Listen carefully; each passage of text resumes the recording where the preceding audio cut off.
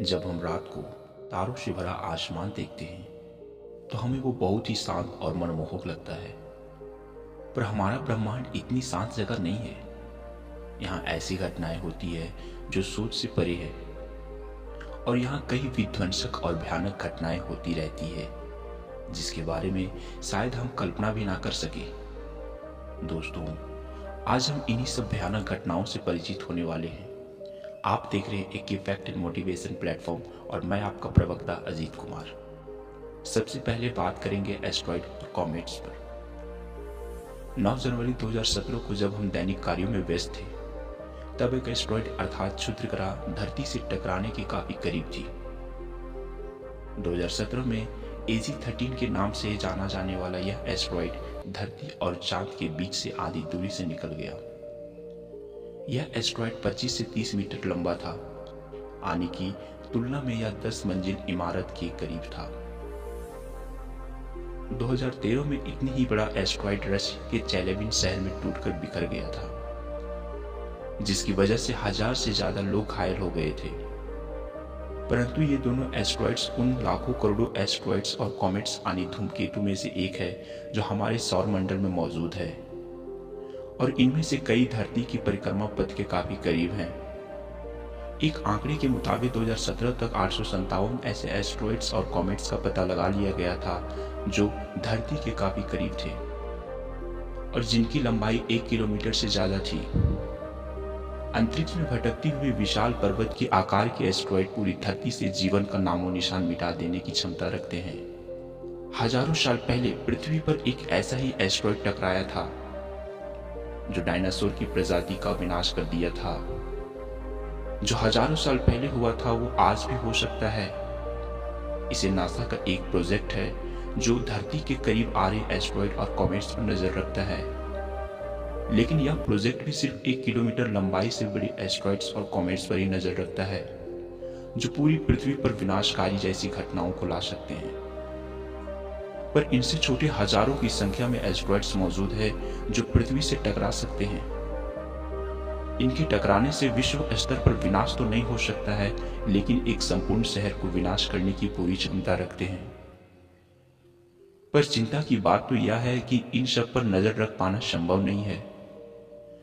9 जनवरी को जो एस्ट्रॉइड धरती के काफी करीब से गुजरा था उसका पता भी धरती के पास से गुजर जाने के बाद पता लगाया जा सका, लेकिन हम अभी भी सुरक्षित हैं और ऐसा कोई बड़ा हादसा अभी तक नहीं हुई है। इसके लिए हमें जुपिटर को शुक्रिया करना चाहिए, क्योंकि बृहस्पति से हम हमेशा बचते आ रहे हैं। बृहस्पति का गुरुत्वाकर्षण बल इतना अधिक है कि यह इन एस्ट्रॉइड्स और कॉमेट्स का रुख बदल देता है और इनमें से हमें कई खतरों से बचाता है। अब बात करते हैं रोज प्लैनेट के बारे में। अगर एस्ट्रॉइड्स और कॉमेट्स का पृथ्वी से टकराना आपको भयानक लगता है तो किसी ग्रह से पृथ्वी के टकराने के बारे में आप क्या सोचते हैं? अभी तक आपने किसी ग्रह से पृथ्वी के टकराने की अफवाह इंटरनेट पर कई बार सुनी होगी, पर शायद ऐसा भी हो सकता है। जब ग्रहों की बात आती है तो ऐसे खगोलीय पिंड की तस्वीर सामने आती है जो एक निश्चित कक्ष में रहकर अपने सितारे की परिक्रमा करते हैं। कुछ ऐसे ग्रह हैं जो नियमों का पालन नहीं करते हैं। ये वह ग्रह है जो किसी भी सौर मंडल से बंधे हुए नहीं हैं और खुले आम अंतरिक्ष में भटकते हुए सीधे आकाश गंगा की परिक्रमा करते हैं। इन प्लैनेट को रोज प्लैनेट यानी कि लावारिस ग्रह कहते हैं। ये ऐसे ग्रह हैं जो किसी कारण से सौर मंडल से बाहर धकेल दिए गए हो या फिर इनका निर्माण अपने आप हुआ हो, ठीक वैसे ही जैसे सितारों का निर्माण होता है।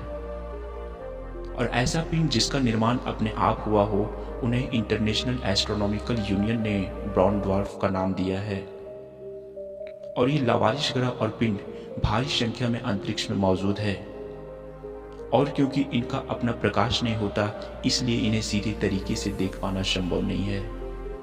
वैज्ञानिकों का मानना है कि इनकी संख्या ब्रह्मांड में मौजूद सितारों की संख्या के बराबर है, यानी कि आप जितनी सितारे आप आसमान में देखते हैं उतनी ही लावारिस ग्रह आसमान में मौजूद है। WISE-0855 एक लावारिस ग्रह है जो अब तक ढूंढे गए लावारिस ग्रहों में सबसे करीब है। यह पृथ्वी से 7 प्रकाश वर्ष दूर है किसी लावारिस ग्रह से पृथ्वी की टकराने की संभावना अभी निकट भविष्य में नहीं है। वैज्ञानिकों की सिद्धांतों की बात माने तो पृथ्वी पहले ही एक ग्रह से टकरा चुकी है।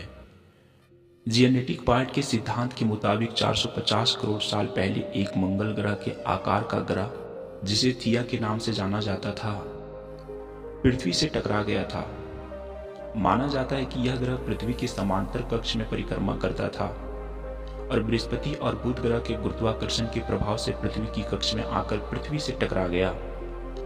इस टक्कर में थिया ग्रह पूरी तरह नष्ट हो गया और टकराव के बाद पृथ्वी और इस ग्रह के कुछ टुकड़े अंतरिक्ष में पहुंच गए, जो बाद में इकट्ठा होकर पृथ्वी का चांद बन गए।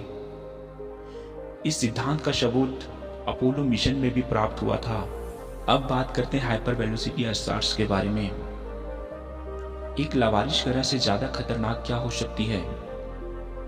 एक लावारिस भटकता सितारा। आइए मिलते हैं हाइपर वेलोसिटी स्टार्स से। हाइपर वेलोसिटी स्टार्स एक ऐसा सितारा है जो काफी तेज गति से अंतरिक्ष में चलता है। इनकी गति इतनी तेज होती है कि कल्पना करना भी मुश्किल जान पड़ती है। ऐसे तो अंतरिक्ष में हर चीज गतिमान है, यहाँ तक कि हमारे सितारे भी गतिमान हैं।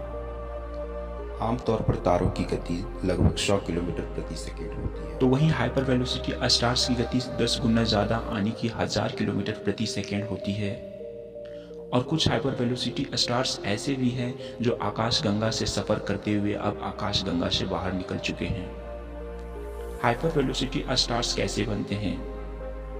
इसके दो सिद्धांत हैं और दोनों ही सिद्धांत में एक बात समान है कि हाइपर वेलोसिटी स्टार्स का जन्म बाइनरी स्टार सिस्टम यानी कि दो तारों के मंडल से होता है। बाइनरी स्टार सिस्टम में दो तारे होते हैं जो एक दूसरे के साझे द्रव्यमान के केंद्र यानी सेंटर ऑफ मास की परिक्रमा करते हैं।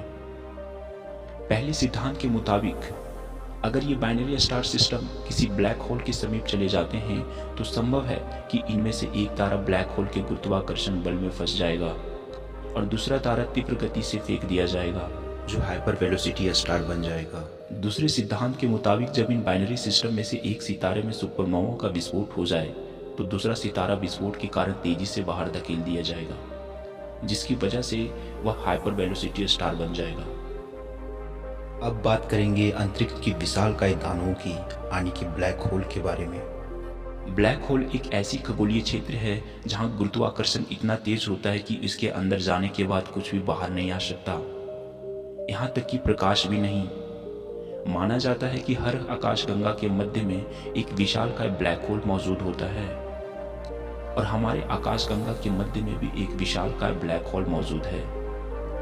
जो भी वस्तु इस ब्लैक होल के गुरुत्वाकर्षण क्षेत्र के अंदर जाता है वह वस्तु इस ब्लैक होल के द्वारा निगल लिया जाता है और वह हमेशा ब्लैक होल का हिस्सा बनकर रह जाते हैं। हाल ही में चौंका देने वाली एक खोज हुई है जो इस ब्लैक होल को और भी भयानक और डरावना बना देती है। चंद्रा एक्स टेलीस्कोप की मदद से एक ब्लैक होल का पता लगाया गया है जिसे XGF 1417+52 के नाम से जाना जाता है। यह ब्लैक होल किसी आकाशगंगा के मध्य में मौजूद नहीं है, यह रोज ब्लैक होल है। इस तरह के ब्लैक होल तब पैदा होते हैं जब दो आकाशगंगाएं आपस में टकराती है या फिर आपस में विलय हो जाते हैं। और इस तरह के ब्लैक होल भयानक और डरावने इसलिए हैं क्योंकि यह अंतरिक्ष में भटकते हुए अपने आसपास आ रही चीजों को निगल जाते हैं। अब चर्चा करते कॉलिजन ऑफ गैलेक्सीज पर यानी आकाशगंगाओं की टकराव पर। आज से लगभग 450 करोड़ साल बाद हमारी आकाशगंगा मिल्की वे दूसरी आकाशगंगा एंड्रोमेडा से जा टकराएगी। सोचने में यह घटना बहुत डरावनी लगती है। ऐसा लगता है कि इससे काफी विनाश होगा, पर ऐसा बिल्कुल नहीं है। इन आकाशगंगाओं के टकराने से इनके किसी भी सितारे की एक दूसरे से टकराने की संभावना ना के बराबर है, क्योंकि सितारे के बीच की दूरी इतना ज्यादा है कि इनका आपस में टकराना संभव नहीं है। इन आकाशगंगाओं के टकराने से आपस में विलय हो जाएगा और इनके अंदर मौजूद ब्लैक होल भी एक दूसरे में विलय होकर एक विशालकाय ब्लैक होल बना लेंगे। अब सवाल आता है कि इस टकराव से हमारा सोलर सिस्टम में क्या प्रभाव आएगा?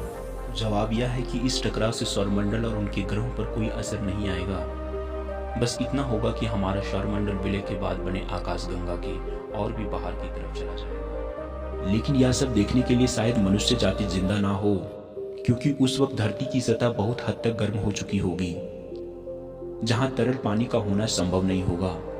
इस तरह के आकाश गंगाओं का टकराना आम है और अभी NGC 2207 और IC 2163 दो ऐसे आकाश गंगाएं जो आपस में टकराने के क्रम में हैं और इनके विलय होने की प्रक्रिया लाखों साल तक चलेगी।